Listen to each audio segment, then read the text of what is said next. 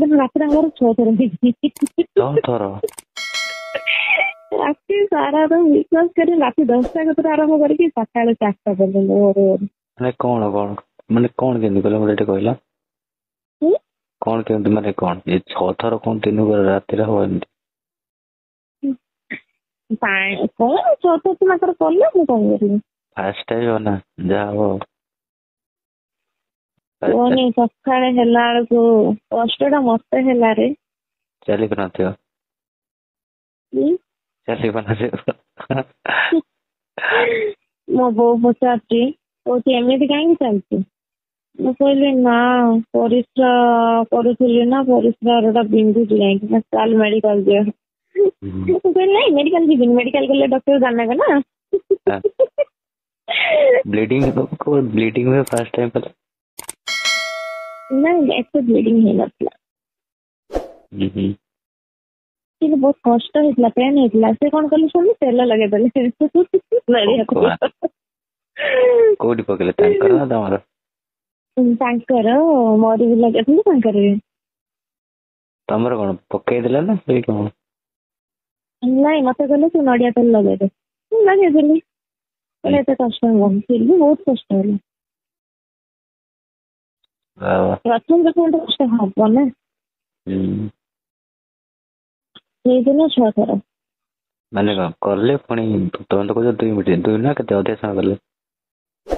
ଅଧଘଣ୍ଟା ପରେ 15 ମିନିଟ ପରେ। ମାନେ ଥରେ ଥରେ କରନ୍ତିନି, ଗୋଟେ ପିଲା ଅଛନ୍ତି 15 ମିନିଟ ପୁରା କରିବେ ସେମିତି। ହଁ ଇଏ ତ ସେମିତି ପ୍ରଥମ କଲେ ସେମିତି। ନାଇଁ ମୁଁ କହୁଛି ଥରେ କରିବେ କିନ୍ତୁ ସେଇ ଥରେ ହେଉଛି ଅଧଘଣ୍ଟା 15 ମିନିଟ। ନା ନା ଆମର ସେମିତି ନୁହଁ। ଇଏ ଜଷ୍ଟ ଖାଲି ମାନେ ଉପରେ ଶୋଇ ପଡିବେ, ତାଙ୍କର ଭିତରେ ପଳେଇଲା ପରେ ତାଙ୍କର ସାଙ୍ଗେ ସାଙ୍ଗେ ସେ ଇଏ ହେଇଯାଏ, ତାଙ୍କର ସରିଯାଏ ସାଙ୍ଗେ ସାଙ୍ଗେ। ସାଙ୍ଗେ ସାଙ୍ଗେ କାଢି ପକାନ୍ତି ସାଙ୍ଗେ ସାଙ୍ଗେ 2 ମିନିଟ 3 ମିନିଟ ଏମିତି। ପୁଣି ଶୋଇ ପଡନ୍ତି, ପୁଣି ଉଠିବେ ପୁଣି କରିବେ। ହଁ ପୁଣି ଶୋଇ ପଡିବା ନା, ପୁଣି ଦି ଜଣ ମୋବାଇଲ ଦେଖିବା। ମୋବାଇଲ ରେ ସେଇ ଭିତରକୁ ସେ ଦେଖିବେ, ମତେ ଦେଖିବେ, ଦେଖେଇକି ପୁଣି କରିବେ। ଏମିତି ଏମିତି। ଯାହା ହଉ କି ଭାଗ୍ୟ ଭାଇର, ଆମର କାଇଁ।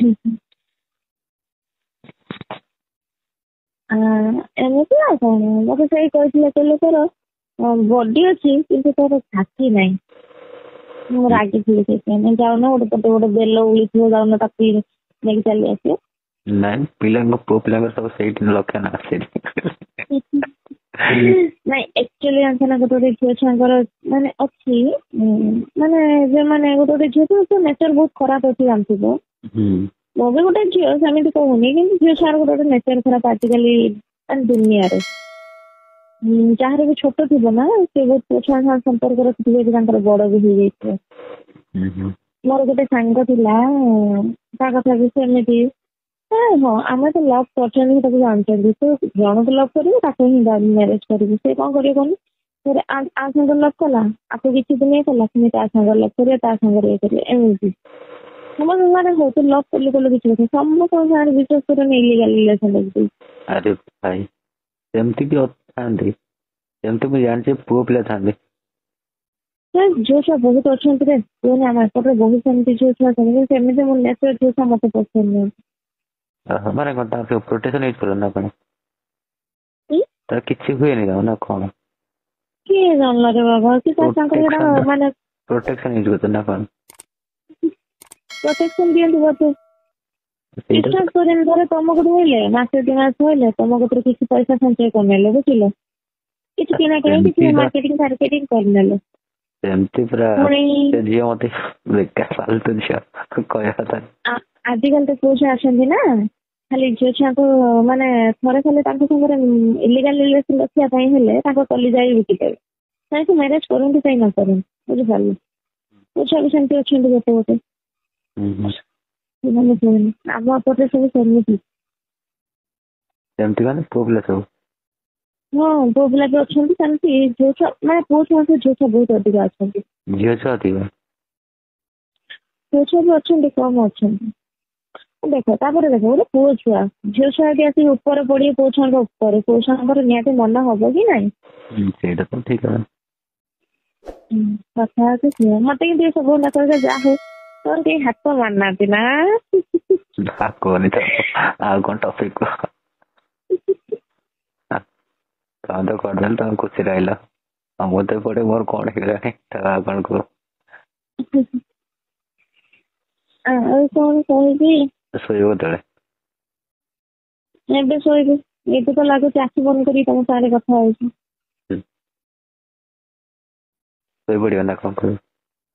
ତମେ ଶୋଇବ କି? ମୁଁ ଆଉ କଣ କହୁଛି? ଶୋଇପଡିବ ନା ଯିବ ବାଥରୁମ ଫାଥରୁମ ଯିବ କି? ବାଥରୁମ କଣ ପାଇଁ ଯିବି? ନହେଲେ ଏକ କରିବା ପାଇଁ ଯିବ କି? ଏକ କଣ ହୁଏ ଏତେବେଳେ? ନା ମୁଁ କହିଲି ଶୀତ ଲାଗୁଛି ନା ଏକ କରିବା ପାଇଁ ଯିବ କଣ କରିବ? ତମେ ଯୋଉ କଥା କହିଲ ସେକ ବାହାରିବ ନାକେ। ଗରମ ଲାଗୁଛି? ଟିକେ ହେଲ୍ପ କରିଦଉନ ଟିକେ କଣ କରିବ? ହେଲ୍ପ କରିବ ଟିକେ କଣ? ଶୁଭିଲାନି। କଣ କହିଲ ଶୁଭିଲାନି? ମୁଁ କହିଲି ସାହାଯ୍ୟ କରିଦିଅ। ଜୋରେ ଅଧିକ କୁହ। କଣ? ମୁଁ କହିଲି ଆଉ ଟିକେ ଜୋରେ କହୁନ କଣ କହୁଛ? ମୁଁ କହିଲି ଟିକେ ହେଲ୍ପ କରିଦିଅନ। କଣ ହେଲ୍ପ କରିବି? କଣ ପୁଣି ବାହାରିବ ପୁଣି କେମିତି? ହସୁଛ ମୋର ଏପଟେ କଣ ହେଲାଣି? କଣ ହଉଛି କହୁନ? କଣ ପୁରା ଛିଡା ହେଇଯିବା। ଲଭେଇଟି କିରି? ଲଭେଇବା